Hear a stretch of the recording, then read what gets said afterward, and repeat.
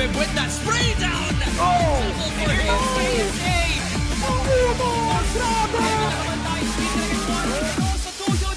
Will be the peak of Crossfire Philippines ba?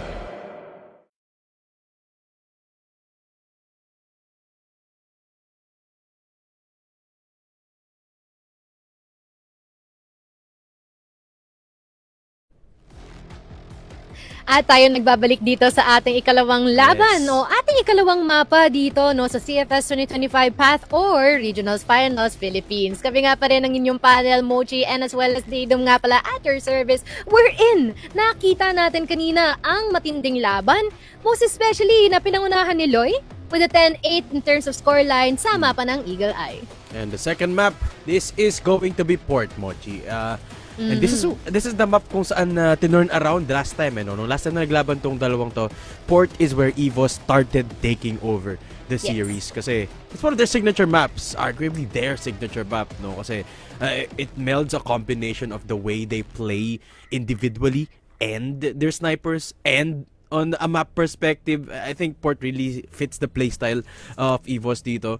So, I wouldn't be surprised if this is a map that EVOS starts taking over again. Tingnan natin kung yun nga ang mangyayari. Halu-halong opinion yan. Pero, kayo nang bahala dyan. Bipolar and Sneaky Frog, take it away. We're getting deeper into the action pagdating dito sa ating last matchup of day number 1 ng regionals dito sa Pilipinas. Again, welcome to the Casters deck. My name is Bipolar together with Sneaky Frog. Map number 2 is gonna be Port. Sneaky. Kamusta tayo dyan? Yeah, I mean, Port is gonna be more up the alley dito ng EVOS, no? It is a map that they have played for countless of years now, so I would expect, you know, them actually showing what they're made of dito sa mapa na to. Pero fortunately, parang dito sa Stallions, EVOS has to start on the BL side, considering sila yung nag-pick ng mapa na to, so Stallions will get to choose the sides here. So, isang magandang depensa lang, honestly, galing sa Stallions, and they can make this game more interesting than it's supposed to be.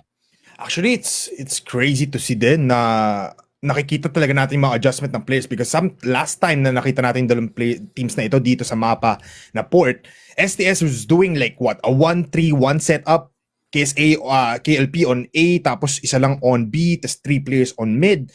For EVOS naman, nakikita natin sila, they don't necessarily want to go too long because they know KLP is there. And they always push out B together with Under the Bridge. Pwede sila pumunta din on B, on A. Parang ganun yung setup natin. Pero right now, we're seeing some adjustments. We're seeing some improvement from these teams. Pero tatlong players right now will go towards mid, Under the Bridge. KLP might see somewhat. Yeah, I like yung ginagawa ng Stallions dito, no? Fully knowing that EVOS and their entire playstyle pagdating sa mapa ng Port, which is really important para sa kanila ang mid control. So them staying as far back as possible, just making sure that the entrances are occupied. Pero si Kano, parang crouch peek. Ooh. Right around the corner, Zetra could provide an opening. Di naspatan yung ulo ni Kano. Oh, Kano actually spotting etong si Zetra. Instead, he still gets the kill, Kano. Finally gets the sniper. So wala nang sniper dito yung EVOS pare. They're still gonna have to recover that TRG. Pero medyo delikado ang kanyang posisyon. Out of nowhere, Loy gets itong si KSA from the LB position. Yobib will get KLB. Kano does get a quick trade on his captain. 2 versus 3. B-side could be wide open, pero naandito pa si Loy pare. Yeah, he's been hot in his hands, pero mamamatay agad siya. A 2v2 situation now wherein magre-retake ang buong STS. Elvin and Kel are nasa site na. They will be planting the bomb so much time. Kano, this is some of his maps that he can necessarily provide some fire damage just like this. Able to spot him through the smoke. Headshot pa nga tinamaan dito kay Keller. Si Elvin na lang ngayon ang titira in this site. Wants to hide out in the corner of the map. Kaso alam dito ni KLP, they will be flashing him out. Oh, aabusuhin lahat ng angulo at si Elvin ay mamamatay. He will give the first round to SDS. Grabe, and a really nice first round read galing dito sa EVOS, no? They're gonna recognize na it is gonna be an immediate mid take para dito sa EVOS rather, and Stallions actually getting the good read going dito sa defense. Curve is occupied. I mean, top A nakatutok dito sa may RS, making sure na walang nakalagpas. Granted, Zetra did get JJ, but at the same time, it felt more like a bear trap, no? More than a defense yung nangyari dito. Very, very, very sloppy push as well from EVOS. Nagkahiwalay si Yobib doon as well as Cetra here on bridge going towards the GR spawn. Ngayon, it's a similar kind of playstyle. Pero look at this. It's the second player of STS getting in this position towards House B, if I'm correct. Pero CA control pa din ang pinaprioritize dito ng buong EVOS. Bit more of a passive play, no? Galing dito sa EVOS. Not much in terms of mid control. Pero top 8 position though. KLP, hindi niya nakasama dito si Kano. So, in terms of help, it's gonna be a bit of a struggle para dito kay KLP to try and look for it. KSA looking for the anti-frag, pero KLP on the backside, gets the pistol out, pero KSA will survive the 2 bullets on his head. Nate's gonna go through. This could actually kill itong si KSA on the top 8 position, and that it does. It takes 2 nades. Grabe naman, men. Nagkakahagisan na sila dito ng bato. One more! Dito sa exit, Loy and KLB get another one. Pero si Kano in that lurk mid position, aware kung saan manggagaling dito si Elvin. On long A, double exit push, quick scope, pre-fire galing kay Zetra, getting KLB, possibly, what a flick galing dito kay Zetra. Keller still live and alive dito sa bridge, and EVOS, a scrappy fight on the A side. And lahat ng Stallions players nag-file on in dito sa exit, pare, not the best spot to play in. Yeah, and in front of Zetra, you do not want to be in that position. He is a god with the sniper and he is aggressive with it. Medyo aggressive na rin tayo dito, coming in from Kano, putting himself into CA. Looking towards possibly stopping the push here on Kel R, pero another slow run possibly for STS and EVOS, trying to get some early pickoffs that will give them an advantage in this round. Pero what a formidable start mula sa EVOS, because they've been getting into scrappy fights, just like what it said, medyo sloppy din yung pag-execute nila, pero getting into the wins, they are dwindling down the options just like this. Kano able to kill off Kellar. And a very important pick-off, no? Kellar, one of the anchors of the defense dito ng EVOS. And ngayon, gonna be split in two yung possible offense na makikita natin sa EVOS, possibly attacking LB and itong CA at the same time. Pero yun nga, with one player down, it's gonna be a slightly harder to look for openings dito sa mapa na to. But with Zetra, possible ninja opportunity to try and get one. Pero si Kano, alam niya na may pwedeng lumabas around the corner. Zetra looking for the curve player na si JJ. Zetra starting to fire those guns. Pero Kano, a bit tempted to try and go for something. Pero naaamoy na may nakatingin sa angle niya eh. Yeah, lasang-lasa niya na eh. Kaso, sabi na ata ni Coach, huwag mo gagawin yan. Sabi ni KLB, sige, testingin mo, matitikman mo mamaya after this match. Pero let's see kung ano nga bang plano dito ng EVOS, trying to go towards B right now. First time after a lot of presence in A. Pero with the 45 seconds on the clock, mukhang they're looking otherwise. Mukhang A or mid push muli ang gagawin nila, going towards steel doors now. 35 seconds in, dalawa ang may kita nila dito. Hindi na mag-isa si KLP. He does have Kano behind him. So here comes the flash, here comes grenades. Good flash, good shots coming in from Kano. Masusunog dito yung katawan ni KLP. Pero JJ and Kano now join in hands. Dito sa A, they see the C4. Mag-isa na lang si Elvin. This man has been questionable as far as we know. And now he gets the shot in. JJ with the kill. Yeah, 2-1. Stallions back on their action, no? Being back on the default that they used nung kanilang first round win, no? Which is just that top A position para dito kay Kano. It doesn't really have to be Kano committing to this mid fight every single time. Pero tignan mo naman ginagawa ng Stallions dito. I actually like this. A reaction since hindi gumagana yung A site for the past few times sa EVOS, no? A good course of action would try to get mid control, try to get LB, and Stallions anticipated that, pare. Kel are down again. Yeah, this domination spree mula sa Stallions, mukhang hindi agad titigil to in mere 3 rounds, Sneaky. Parang they know already kung ano nga bang gagalawan dito ng ating mga Blue Tigers mula sa EVOS. And naging default play na lang to ng EVOS for now eh. Just take mid control. Tingnan natin kung may papipitas tayo sa bridge. Possibly here in CA, connecting onto long A.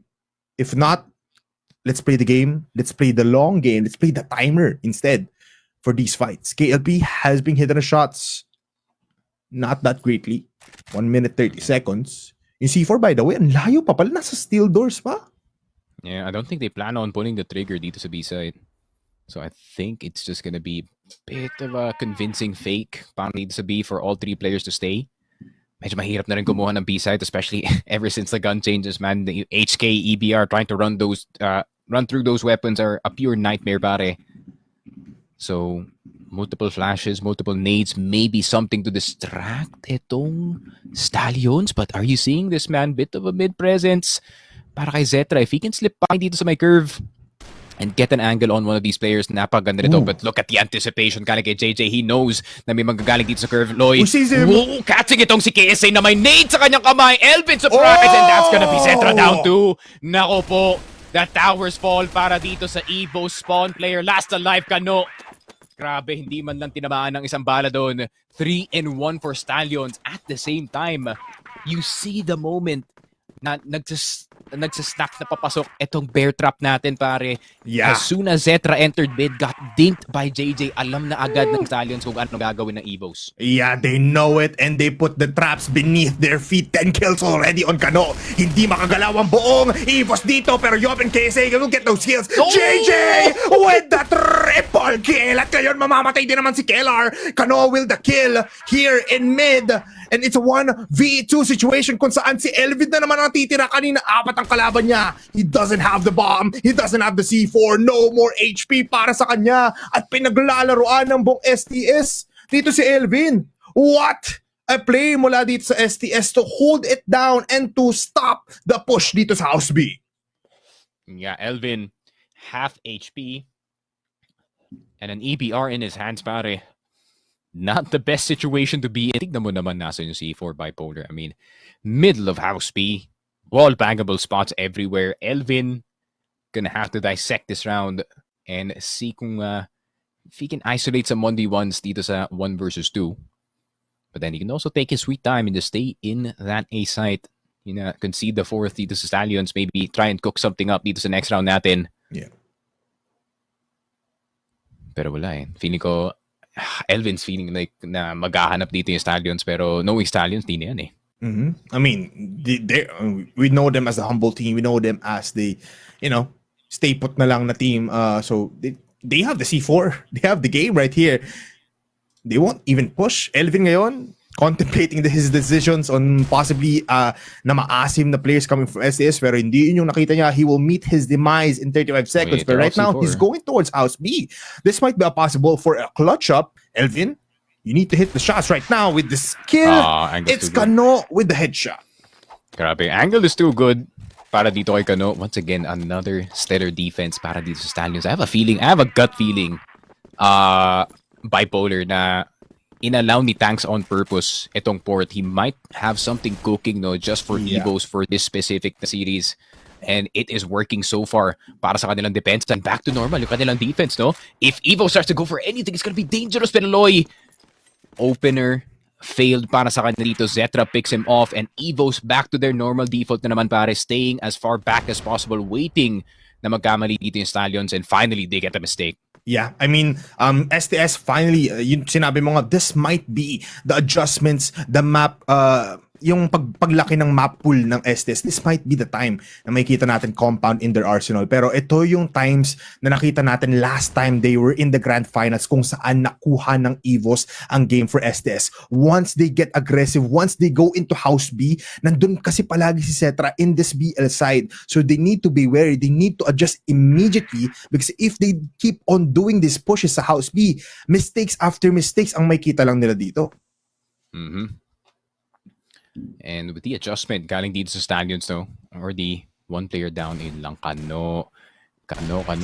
It's a bit too tempting to try and go for something like that, especially Zetra spotting that barrel from a mile away, pare. Pero KLP pa rin ang nasa loob ng top A. 2 snipers on either side of the map, and it is a rifle holding everything in the middle, pare.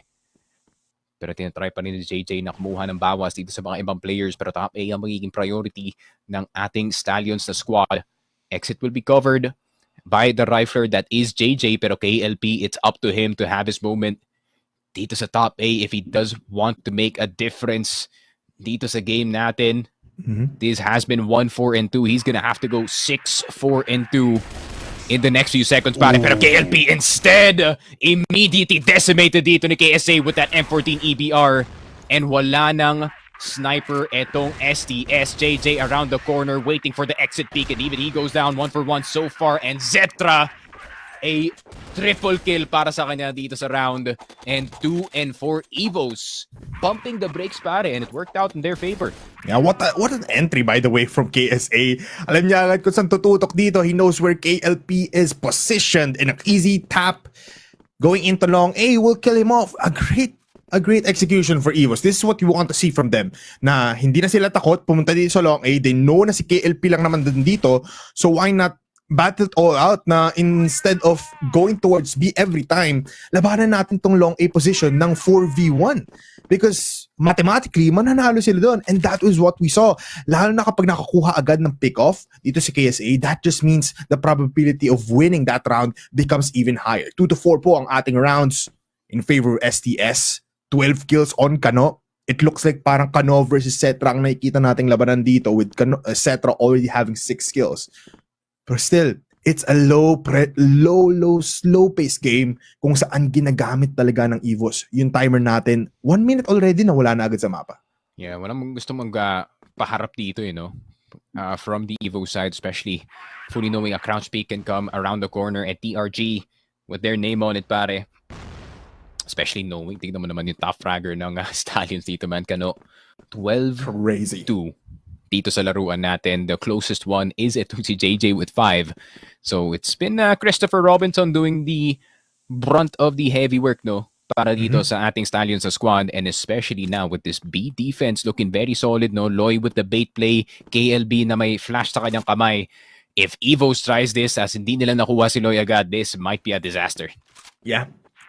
It's a disaster cooking for the side of EVOS. But for STS, this might be the prime time for them to get 3 points lead. KLR with the smokes lineup ngayon. He has been in this position before. Namatay siya dyan kanina, pero ngayon it's easy pick. It's 30 seconds on the clock. Let's get right into the actions. Matt, smokes inbound, flashes as well. Lloyd with the double of the century. And with JJ behind them, they get 3. KLB makukuha na rin ng isa, and he gets a double.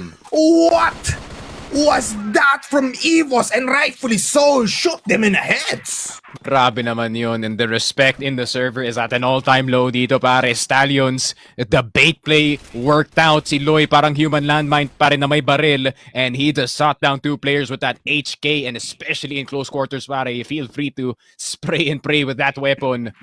And grabe naman yung Stallions. It feels like every single time na gustong kumuha ng opening itong EVOS, there is always someone to greet them. And tignan mo naman si Kano already in the CA position, fully knowing na merong gusto mag-try dito, and that is gonna be KLR.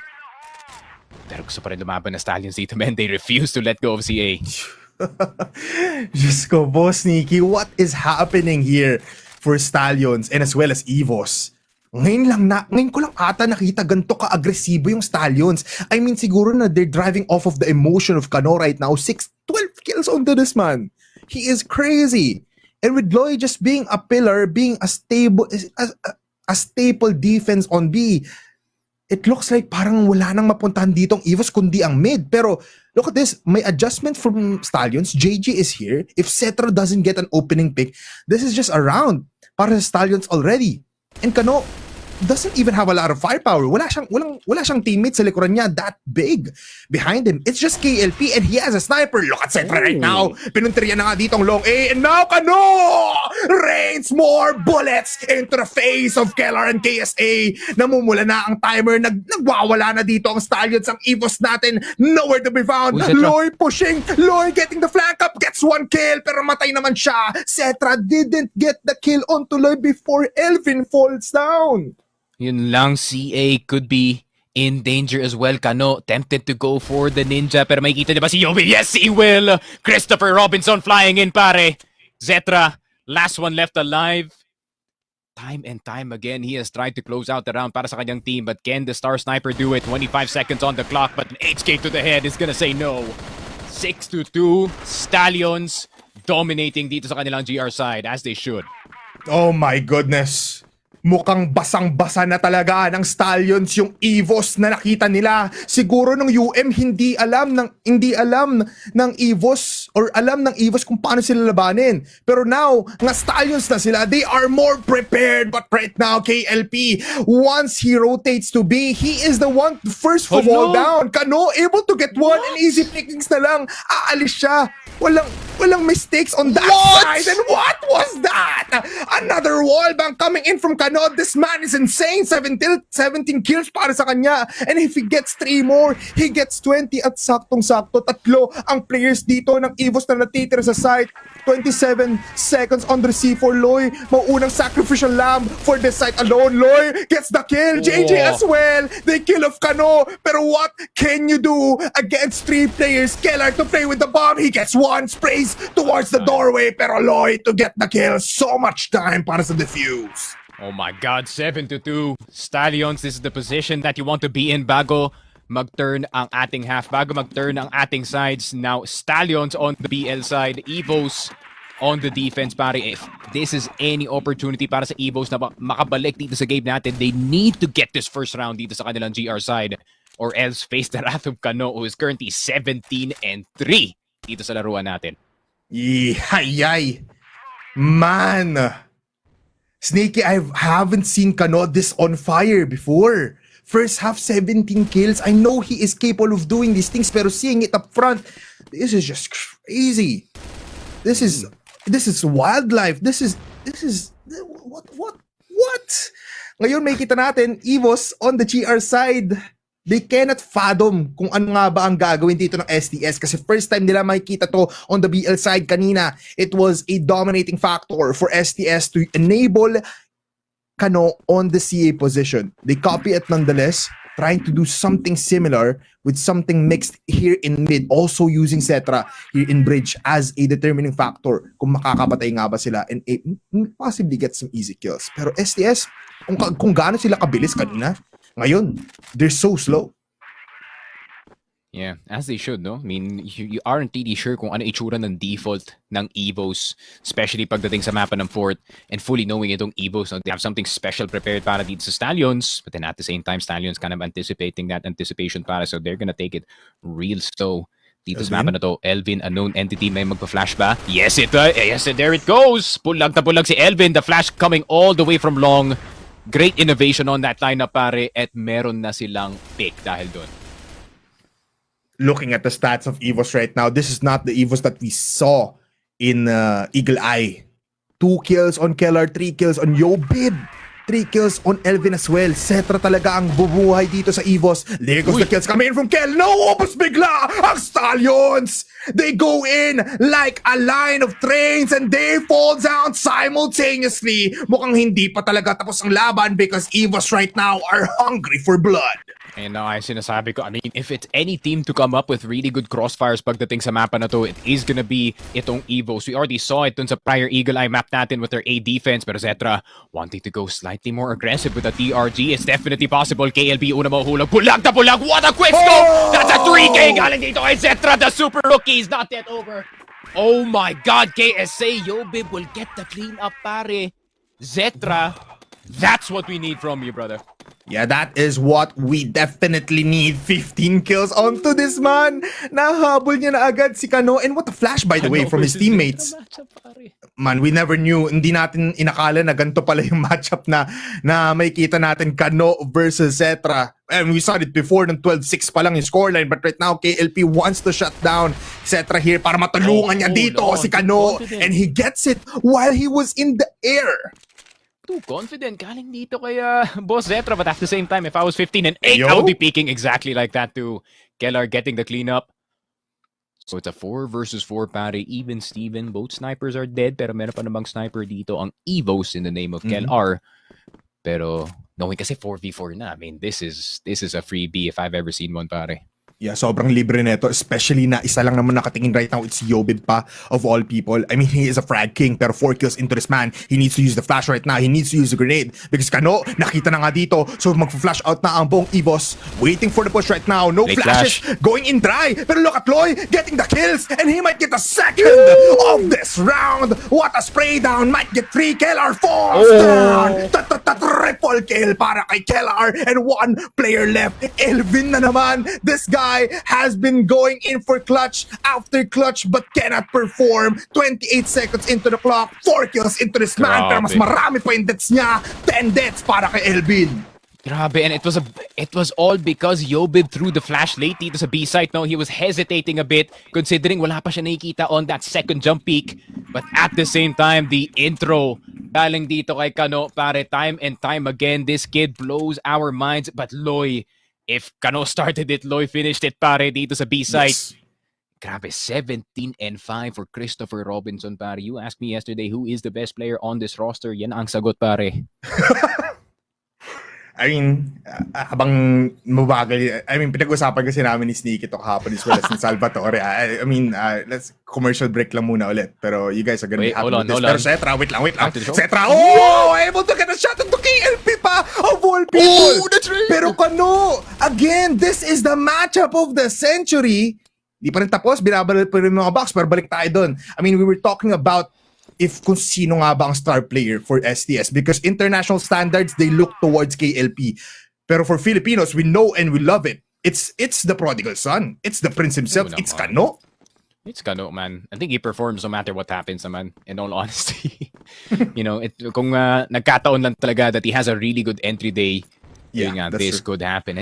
And the fact that it's on port as well, one of the hardest maps to actually play the entry frag role on, no? Kasi usually, your entry frag, you're basically dead dito sa mapa na to, but Kano, with the star power that he has, he's making it work every single time. Fortunately, parang dito sa Stallions, no, bipolar, walang sniper Lloyd? dito sa top. A Ninja is about to come in. KLB, spotting itong si KSA na nahulog dito sa bridge. KLB nakatalikod pa rin, pero Elvin will finally take him down. Kano will get itong si Elvin. Clutch opportunity for the young star. Kano looking for the exit player. 90 frag strong. KLR magagaling dito sa likod. Yobib spotting him around the corner. KLR with the spray. Mukhang hindi. Yobib na pala pahala. 8-5 para dito sa EVOS. The slow catch-up could happen, but the pressure from the 8-5 could be too much. Yeah, it's too much of a pressure, pero they keep on going strong. Alam naman natin, EVOS, that they are also overtime gods, that they can do this once again. Malapit yung laban natin kanina on EE, and hindi pa naman malayo from happening yan in dito sa port natin. Just 3 rounds away from closing up a tie game. 2 minutes. STS, they've been so patient. They've been so steady. Pero EVOS, they've been scrambling all around the map, looking towards an opportunity, looking towards getting Cetra on that 20 kill mark as well. Pero tumahimik ang laban natin. Yeah, for sure. I mean, Zetra, one of the main reasons why they're still in this game, pare. And itong si KSA also starting to pop off with the EBRs. I love the gun choice galing dito sa EVOS. And I can't believe I said that sentence. 4 EBRs on the defense. Only wallbang talaga makikita natin potentially. So it's gonna be a bit tough para sa STS na makapasok dito unless itong HK or EBR ni KLB or ni Kano starts to hit first. Loy might be the first one again wanting to improve his status in this team. He's known as a support, but for the past 2 games already, nakita natin siya as an entry, and he prevails every time. 1 minute into the clock, Sneaky. Mamumula na yung timer natin, and there it goes. Malayo pa rin naman si Elvin. So it's a 4v5 push if they do commit right now. 50 seconds onto the clock. KLB wanting for him to close by now, to close in. Pero look at KSA. This man is insane. Peeks out without any help of his team. You want him to get the second. At natigil ata ditong STS because now they are raining hellfire. Coming in from EVOS. Grenade might connect onto Zetra, and it does. Kano and EVOS. Double kill. 2v1 situation. He plants the bomb. So much time. Kano, 21 kills. Might go for 23. Has the M14, picks it up to Malone. What prime opportunity for this man! 1 more kill! Kano! 23 kills strong! Bro, I was joking about the Michael Jordan flu game, pare, pero 2-3 shows itself. in this game. 23 frag strong para dito kay Christopher Robinson, pare. Woohoo! Holy! And a 1v2 clutch clip, pare. 23 and 6. What a scoreline na. It's Diyos such a ko good po. scoreline na hindi natin na-realize na 2 and 13 si KLP. Pero yun nga, Kano, what is this? It's an EBR masterclass, pare. Man, he perfected it, and right now, Loy also wants a piece of that glory. EVOS, you need to come back, man. Four straight rounds lang ang kailangan nyo to maybe get into an overtime potential. Porto, you've won this before against Stallions. Pero parang sabi dito ni Kano, diretso lang tayo, laban lang kung laban. KLB first to fall down. Cetra will not see anything here as he's blinded. Kano with the trade. KSA eating bullets. Elvin ngayon will join the fray. Yobib! And as well as Elvin. Cetra, mag-isa sa site. Pero dito naman si KSA and they are still alive. KSA claims his 14th kill and the 6th round for EVOS. Grabe, Niki, sobrang madugo na yung rounds natin dito. EVOS, fighting until the very last player dito, pare. That A side could have gone either way, in all honesty. And the pressure is real. Stallion, so big jump in that mid position. Kellar does not get the full spray on all of the players, pare. Pero yun lang, KSA coming in from behind, 1 HP. Zetra around the corner, looking for the trade, pero hindi na mahanap. Elvin, check. JJ, actually shoots the metal pole right in front of him, pare. Nabuhay pa dun si Elvin. 5 HP, KLP with a rifle, but around the corner na andun si Zetra for the shot. 9-7, EVOS. 2 points away from tying things up with STS, pare. This is the last time I'm gonna say it, man. This is why Crossfire Philippines should be number 1. Ganto ka-intense ang labanan natin. Trade-offs here. KSA getting on fire. Kano, 26 kills already. Cetra, almost 20.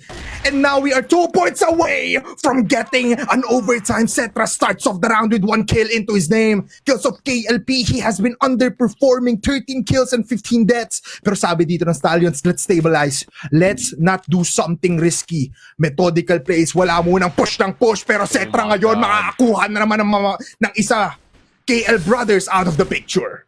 He got 20 frag strong para dito kay Zetra. Just like how I said, he's single-handedly winning itong EVOS back in this game. The sniper masterclass galing dito kay Zetra, and it's just not itong si Christopher Robinson showing himself, pati na rin itong si Zetra, pare. Kano looking for opportunities on that A site, pero si Elvin na andun pa rin sa top A. Zetra looking for the cross, pero Elvin getting itong si JJ. Kano will get itong si Kellar turnaround. Elvin, no entity dito sa may ladder area natin, pero hindi gagana. 9-8 once again na familiar position para sa EVOS. Ay, nako po, Sneaky. I think we just have to get ready for map number 3 here because EVOS right now is unstoppable. Ilang rounds yun? 4 rounds straight? 7-2. 7-2? What?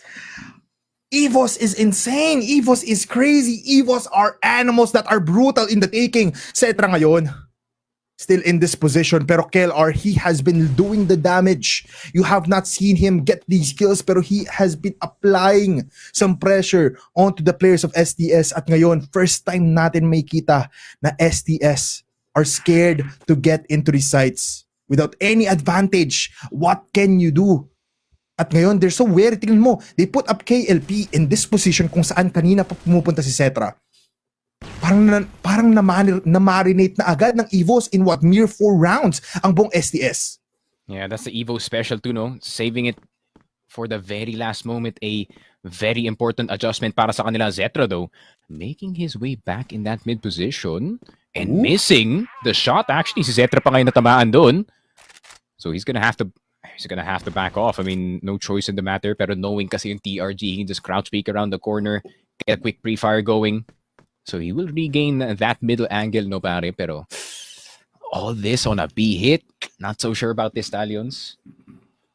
This is not good, man. For Stallions, Kasi there are 3 players here and these are 3 players that are also just aim heavy.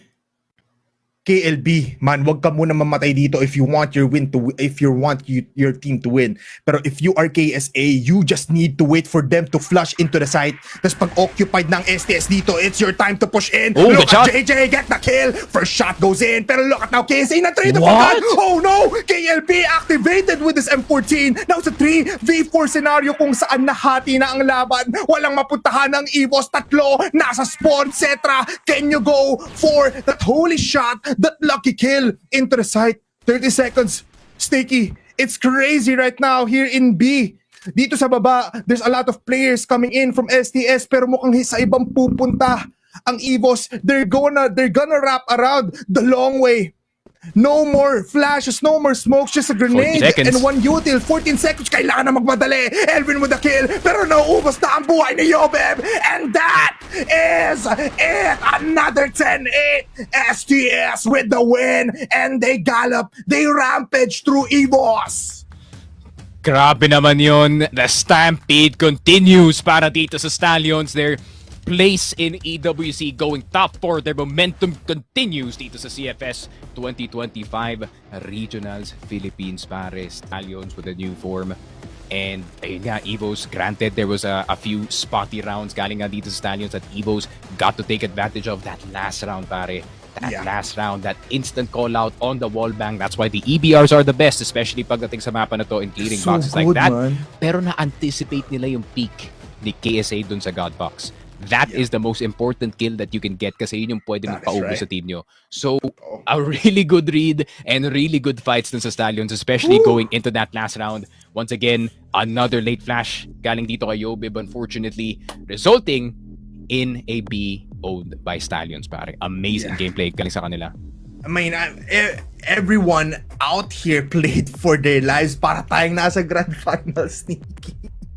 Again, group stage pa lang to, wala pa rin namang big things on the line, but Stallions clean up 2-0 against EVOS. A very long day wherein umabot tayo ng 10-8, 10-8 kung gaano karaming rounds. It was still so close, muntikan na makuha ng EVOS.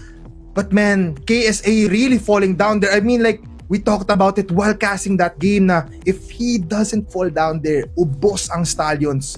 Even kahit makakuha si JJ on the God Box dun sa kanan pagpasok ng site, that's nothing eh. It's all up to KSA. But yeah, that flash coming from Yobib, a blunder in their half. The timing was not right and holy. Di makahinga si Polar. I mean, that's just how the match was, no? And it's an El Clasico. That's what an El Clasico offers dito, no, bipolar. Yes. EVOS versus So Stallions. Granted, natalo yung EVOS today, pare. I feel like this is not gonna be the last time we're gonna be seeing them going up against the horses. So, gonna be an exciting time dito sa regionals, pare. EVOS, obviously, a lot to recover after yung series na to. But hey, if you're Stallions, you're gonna be very happy, pare. Yeah, you're gonna be happy with that. Of course, 2-0 tayo dito for Stallions. Pero for EVOS, they'll be rampaging back once again when they get the opportunity. Pero Stallions ngayon magwawahiki. Cebuanos angat muna, Buna. Let's get into the panel desk right now with Mochi and Dado. Thank you, Bipolar and Sneaky Frog. Bunal na bunal talaga. Kasi kitang-kita mo naman with the 2-0 sweep here against EVOS. You can definitely say they're fearless, they're dauntless, they're flawless siguro in certain rounds and as well as merciless. Congratulations for Team Stallions for taking these two maps away. Most especially that initially, just by basic from the statistics, si EVOS talaga ang dapat na nanalo dito eh. Dapat, especially in port, right? But let me tell you about a certain person, Mochi. A certain person named Mr. Christopher Robinson.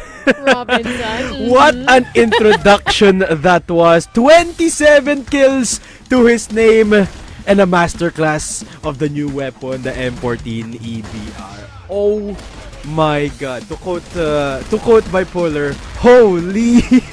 What a performance to! Ni Kano, partida. Balita ko, Mochi, partida. Masama pa yung pakiramdam ni Kano nung lagay na yun, ha? Hindi ko na rin alam anong iisipin. But let's talk about that game. Let's talk about the read. Let's talk about the way Stallions approach this map. Parang lahat ng pinaplanong gawin ng EVOS, alam nila, ultimo pati tatakbuhan, ultimo pati tataguan dito ni KSA, minsan pati yung spot ni Zetra, alam nila kung saan uupo eh. And I don't know, it feels like Zetra, yes, while he did have a good performance, I feel like EVOS had to rely on Zetra's performance because Stallions was just constantly reading what EVOS was trying to do. And I think I can say that I can agree with Sneaky Frog na feeling ko feeling ko pinapili talaga ni coach itong mapang to kasi Totoo. pinaghandaan talaga nila yung port ng EVOS specifically, and I think this map shows. I think the score shows it. Ito na. Ay, ako po! Kita mo yun!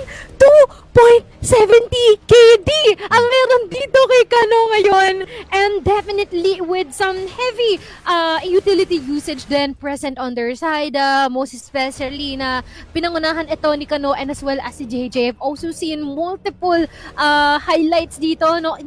Each and every single one of these players. What's crazy is the fact na lahat sila online. No one is left behind. Everyone always has a share. Kumbaga, meron silang ambag dun sa Samgyup, men. Ganon na rin tayo kagutom. At ganon din kagutom itong si Team Stallions na makapag-improve forward. And props pa rin kay EVOS kasi, once again, man, Cetra, walang kupas, walang pagod. He's been so good, most especially with the sniper role. And I mean, we've been glazing this duel ever since. Just that talagang kinapos lang sila this time around because for some reason, tulad nga nasabi mo, basadong-basado ng Team Stallions ang kanilang galawan dito sa mapa ng port. Talagang pinag-aralan at tulad nga na sinabi, baka nga talagang sinadya nila na mapunta tayo dito sa dalawang mapa na alam natin na nag-e-excel si EVOS. Definitely tipping them off the balance. Yeah, I think this is more of a preparation difference between Stallions and EVOS, no? Kasi there's no other way to explain it. Wala namang X-ray vision dito yung players ng Team Stallions, no? Para malaman na nagtatago si KSA doon sa likod ng box na yun. They just know that it is a tendency for players to do that, especially in crucial rounds. And that was a crucial round for Stallions. If they won the round, tapos na ang series, and they just found where KSA was, no? Actually, magkalapit nga lang, no? Yung utility use dito, halos pareho lang yung average na smokes per round between both teams. But of course, you have to address the elephant in the room. The biggest horse in the room is Kano with a 2.7 kill to death ratio. And the way he uses that M14 is revolutionary. Talagang maximizing the potential of the wall bang ng barrel. Kasi it's evident in the headshot per kill, no? 0.19 is actually pretty low compared sa ibang mga MVP natin. Naka 0.4, 0.7 pa nga minsan yung ibang MVP natin, no? But that's only because Kano uses it maximally. Lahat ng pwedeng situation na pwede niyang paggamitan ng M14 na gagamit niya tapos nakaka-kill siya. That's why he's the MVP. Bro is skill maxing indeed. So let us check out yung mga highlights na nakuha dito ni Kanono. Kung kanina ang ating star of the show is si Loy, ngayon siya naman. Actually, hot sila to be honest. Kasi sobrang tindi na naiambag nila for the overall victory that they've proclaimed during the series. Pero just look at all of the shots na kinoconnected dito ni Kanono. Definitely anticipating every single person na nakikita niya dito, kahit yung mga tago doon sa kaon, natalon-talunan. Talagang sobrang sugapan niya sa kills in a good way. I never thought that I will be using that word in a positive note. Kasi usually when you do that, it's being overconfident, overcomplacent. Pero sa kanya, hindi ganun. It's not like that at all. And kamunti ka na makikita sa aking camera dito na nakaano ko, pero ito po ang ating match results. It's 10-8 on our first map for Eagle Eye and as well as ang second natin in the map of Port. Yes. Wherein once again, not gonna lie, not too bad because it's not been pulled onto overtime pero still malapit ang kanilang scoreline dito. Definitely a statement though for Team Stallions na when they put their minds into something na gusto nilang aralin at gusto nilang pag-igihan, gagawin at magagawa nila yun. Exactly. One step ahead para to Team Stallions. So, and this is a statement start as well because it did not reach set number 3. And statement lalo na nasa port tinapos ng Stallions dito ang serye natin between them and EVOS Esports. And sinasabi ko kanina, di ba, Mochi, the 3 maps we have Grabe. in the series today are the 3 maps where EVOS beat Stallions doon sa Grand Finals ng Masters. But it didn't matter in the end. Feeling ko, it really is just a matter of preparation and the match MVP being on fire today. Si Kano, of course, with a 1.86 KD over 2 sets. Men, literal ata na on fire kasi balita ko may lagnat pa siya eh, di ba? Nag-send na nga ng meme dito si Salvatore, di ko alam kung i-upload niya to, pero sana i-upload niya kasi feeling ko ang benta nito sa Madla, no? Abangan ninyo na lang sa page niya, no? Pero that is crazy. Ngayon lang tayo nakakita ng nilalagnat, pero ganito atin din maglaro. Which is definitely something in this team. Ang lalalan talaga ng team na to. Hindi ko na alam anong pwede kong sabihin, pero balik muna tayo dito sa kanyang highlights, no? Actually, kanina nakita natin yung mga kills. Parang most of those, parang kill niya lang din. Although marami rin na ilapag dito sila JJ, sila KLB, no? Pero sadyang, siya na talaga nag-pop off, no? Almost dropping or had actually dropped that 30 bomb dito sa mapang to. Ano pa bang i-highlights mo kapag 30 kills yung nakasabi mo? Diba? There's literally, that literally is the highlights of the set. And this is exactly what's happened here.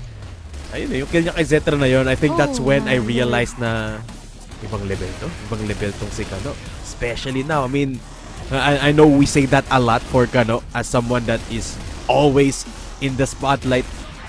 But wala, ibang level talaga eh, no? Adaptation, when it comes to the adaptation game, I feel like ito yung alas eh. Ito yung alas ng Ubik. Sila yung pinakamabilis mag-adapt sa isang bago. Whether it be bagong meta, bagong map, bagong weapons. Sila yun eh. I think sila yung nagpa-pioneer, particularly here in the Philippines. At yung iba, nakakasunod, napaperfecto. For example, EVOS, napaperfecto nila yung ibang mga mapa eh. Pero EVOS, yung EVOS, pinaperfecto nila ang sinimulan ng Stallions. At ngayon, sinimulan ng Stallions ang regionals ng panalo. Ay, ako dito. Napapahinga na ako dito. Parang hindi nakakatulong yung dalawang matcha na ininom ko kanina. No, kundi ba naman ako performative na nagpapalpitate na ako. Most especially dito sa serye natin ngayon. Ang lala lang talaga. Dito ka lang makakakita ng laban na group stage pa lang. Ganito nakatindi. Kumbaga pang finals na yung datingan natin. And it's been crazy that once again, highlight lang natin na isang buwan ang lumipas pero ganito kalaki, ganito kalala, ganito katindi yung naging growth ng ating mga teams. And I am pretty sure na lalo pa nating pag-iitingan at lalo pa natin makikita o masisilayan kung ano yung mga napag-aralan at kung ano yung kanilang pinaggawaan, most especially sa mga susunod na mga araw natin dito. For sure. Lalo na for EVOS, no? I mean, this is a team that ramps up over the course of the entire tournament. Sa group stage lang, let's face it, no? Para sa dalawang teams na to, at least sa EVOS at sa Stallions, group stage is more of a testing ground of how to feel for the current state ng PHC natin, especially going up against teams that are up and comers, no? Pero dito sa dalawang to talaga, kapag dating sa group stage sa silang dalawa yung magtatapat, it's more of a learning experience rather than it being the statement maker out of the entire year. Kasi makikita nyo naman, over the course of the playoffs, mag-iiba yung forma ng EVOS Esports. Aangat din yan, no? But nonetheless, a good start for Team Stallions, taking the cake with the 2-0. And let's take a look at the team standings after the games of today. Syempre, we've only had 2 matches at yung mga panalo today, sila ay ang mangunguna. Vanguard, of course, with a 2-0 and Team Stallions na 2-0 din.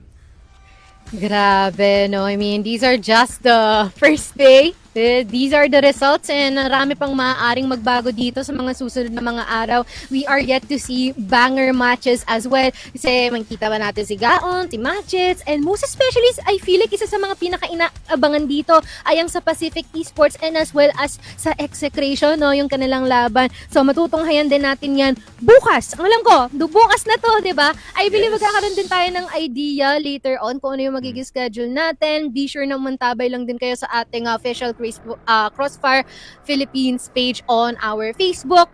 And yeah, man, I never thought that kamunti ka nang magsabi ng words of affirmation din kanina si Bipolar dito on our first day pa lang, once again, mind you. Pero, ay nako, grabe. I mean, emotion kasi, no? Grabe naman kasi kainit ang laban natin. Tingnan natin anong schedule for tomorrow. where we have 3 matches. At yun na nga ang una, Gaon versus MATTJESS. Second, Stallions versus Vanguard. At ang third match, ang ating finale for tomorrow, Execration versus Pacific. Alam mo, ano to battle of, parang battle ng mga lokal, yung una at pangatlong matchup natin, no? Hometowns. Una, it is Gaon MATTJESS, ang ating mga southern representatives. And then, when it comes to Mat 3, yung mga Manileño naman.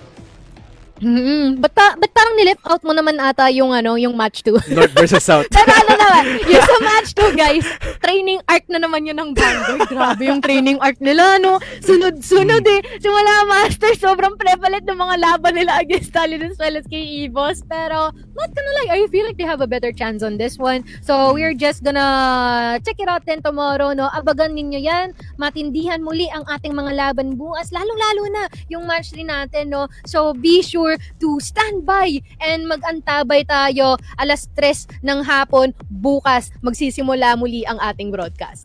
Yes, guys, you're not gonna want to miss the games tomorrow. As you saw the games today, napakainit, no? Yung mga predictions namin pamali-mali kasi ang dikit ng laban. Pasensya na dahil mali yung predictions namin. Pero we didn't expect things to go like that except for Bipolar kasi nagsasalita siya sa tenga ko right now. Pero guys, maraming salamat sa pagtutok sa ating unang araw ng regionals. Marami pa tayong crossfire na nakalinya para sa inyo. Bukas, mas maagang simula natin sa 3 series tayo. And then, of course, you don't want to miss Impact din. Magsisimula sa Wednesday. And of course, the preview show kung saan pinag-uusapan natin ang lahat ng bagay na nangyari sa Impact at saka sa Regional Finals. And I believe that's it. Kung wala akong nakakalimutan dito, Mochi. Kumpletong-kumpleto at maraming salamat sa iyo, Daydom. Ito nga pala ang inyong panel, Mochi, Daydom, and as well as Bipolar and as well as Sneaky Frog sa ating caster desk ngayong araw sa unang araw ng CFS Impact Fall or Regionals, or rather, ang ating unang araw ng CFS Regionals Finals. Naku po, pagod na kami. Ito na yun, guys. Good night. Magpahinga kayo.